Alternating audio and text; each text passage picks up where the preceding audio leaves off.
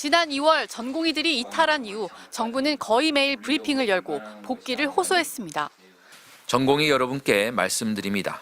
속히 현장으로 복귀하시기를 다시 한번 촉구합니다. 그런데 총선 당일 개표가 한창이던 밤 9시, 정부는 다음 날 예정됐던 브리핑을 긴급 취소했습니다. 오늘 예정됐던 중대본은 중수본으로 규모를 축소하더니 브리핑도 생략했습니다. 국무총리와 대통령실 참모들이 총선 이후 일제히 사의를 표하면서 의대 증원 정책도 표류하는 모습인데 복지부 관계자는 지금으로서는 할 수 있는 말이 없다면서 대통령실의 의중을 살피고 있다고 분위기를 전했습니다. 다만 의료개혁은 국민적인 지지도가 높기 때문에 기존 방침대로 갈 가능성이 크다고 덧붙였습니다. 하지만 의사협회는 선거를 통해 확인된 진짜 여론을 받들어야 한다고 목소리를 높였습니다. 국민이 의대 증원 정책은 총선용 인기 영합 정책이라는 사실을 깨닫고 여당 참패라는 심판을 내렸다는 겁니다. 무리하게 내린 각종 명령과 고발, 행정처분 등을 철회하시고 의대 정원 증원 절차를 중단해 주시기를 바랍니다. 의료계 내부에서는 정부의 태도를 지켜보자는 신중론도 있습니다. 대통령께서 여러 가지 현안에 대한 말씀을 하시지 않을까, 정부의 판단이 어떤 건지를 보고 향후에 저희들도 어떻게 대응할지.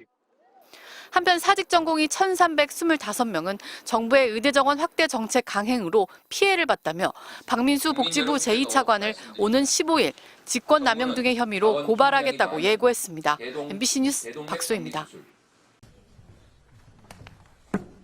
정부는 국민의 준엄한 심판을 받들어 대한민국 의료를 파국으로 몰아가고 있는 의대 정원 증원과 필수 의료 정책 패키지 추진을 즉각 중단하고 원점 재검토에 나서기 바랍니다. 지난 2월 정부가 필수 의료 정책 패키지와 의대 정원 2,000명 증원안을 발표했을 때 해당 정책 추진의 명분은 바로 국민 찬성 여론이었습니다. 정부는 편향된 질문을 통해서 도출된 의대 정원 증원 찬성 여론을 등에 업은 채 객관적이고 논리적인 근거를 들어 이를 반대했던 의사들을 밥그릇 챙기기에 급급한 파렴치한 세력으로 매도했습니다. 이제 국민들은 조금씩 대한민국 의료의 근본적인 문제를 알아가고 있습니다.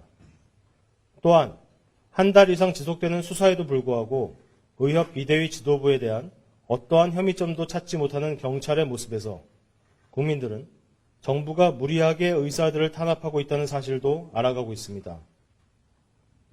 무엇보다 정부가 보여진 쇼에 불과한 대화 시도와 수시로 입장을 바꾸는 일관성 없는 태도로 인해 국민들은 정부의 정책 추진의 목적이 의료개혁이 아니라 총선용 포퓰리즘이었다는 사실도 알게 되었습니다. 그리고 이러한 사실을 알게 된 국민들은 투표를 통해 진짜 여론이 무엇인지를 보여주었습니다. 이번 총선에서 보여주신 국민의 심판은 사실상 정부에 내린 심판입니다. 현명한 우리 국민은 투표를 통해 의료개혁이라는 가면 뒤에 숨어있는 포퓰리즘 정책인 의대 정원 증원과 필수 의료 정책 패키지의 추진을 즉각 중단하고 원점에서 의료계와 함께 발전적인 의료개혁의 방향에 대한 논의를 시작할 것을 요구했습니다. 정부는 이제 선거를 통해 증명된 국민의 진짜 여론을 받들어야 합니다. 이에 더욱 빠르게 흘러가고 있는 의료 파국의 시계를 멈추고 국민의 생명과 건강을 지켜낼 수 있도록 의료계의 요구를 적극적으로 받아들이는 것이 옳음을 인정하시기 바랍니다. 그리고 진정성 있는 대화를 할 의지가 있다면 의협 비대위 지도부와 전공의들에게 무리하게 내린 각종 명령과 고발, 행정처분 등을 철회하시고 의대 정원 증원 절차를 중단해 주시기를 바랍니다. 2024년 4월 12일 대한의사협회 비상대책위원회. 선거를 놓고 예를 들어서 이런 의료 정책, 의대 증원 정책을 놓고 투표한 게 아니죠. 그렇기 때문에 그 정책에 대한 찬반을 묻는 투표가 아니었기 때문에 이게 선거 결과로 어떻게 나타났냐를 분석하는 것은 좀 다른 분야인 것 같습니다. 하지만 정부의 이런 무리한 정책 추진, 어떤 정책이 됐든지 간에요. 이런 정책 추진에 대한 국민들의 분노, 이런 표현이 좀 있었다고 저희가 평가를 하고 있기 때문에 이거를 등치시켜서 얘기하는 것은 조금 무리가 있을 것 같습니다. 이런 선거가 끝나고 나서 대부분의 평가가 정부의 무리한 정책 추진이 굉장히 큰 영향을 줬다는 것은 자명한 사실 아닙니까? 그런데 그 내용 중에 저희 의대 정원, 그다음에 의료개혁 패키지 등등이 같이 포함되어 있다고 저희는 판단하고 있습니다. 50대 급성 심장질환 환자가 부산에서 응급수술병원을 찾지 못하고 4시간여 만에 울산으로 옮겨졌지만 끝내 숨진 사실이 뒤늦게 알려졌습니다. 지난달 26일 새벽 6시 13분쯤 부산 동구 좌천동의 한 주차장에서 50대 남성 A씨가 가슴 통증을 호소한다는 119 신고가 접수됐습니다. A씨를 태운 구급차는 응급실이 있는 부산 주요 대형 병원 10여 곳에 문의했지만 의사가 없다, 진료가 불가능하다는 등의 이유로 응급실 이용이 어렵다는 답변을 받은 것으로 전해졌습니다. A씨는 신고 45분여 만인 오전 7시쯤 부산 수영구의 한 병원으로 이송됐고 급성 대동맥 박리 진단을 받았습니다. 대동맥의 내막이 찢어져 응급수술이 필요한 중증 질환이었던 겁니다.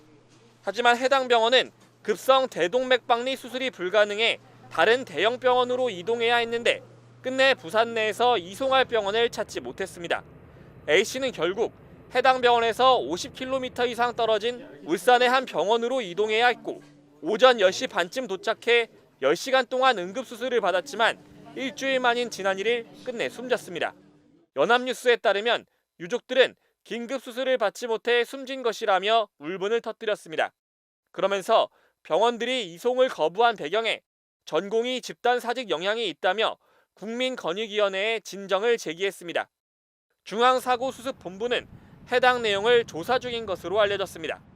부산시 관계자는 해당 내용을 중앙사고수습본부에 보고했다며 이 사안이 의사 집단행동에 따른 중대 피해 사례인지는 중수본이 판단하게 될 것이라고 밝혔습니다.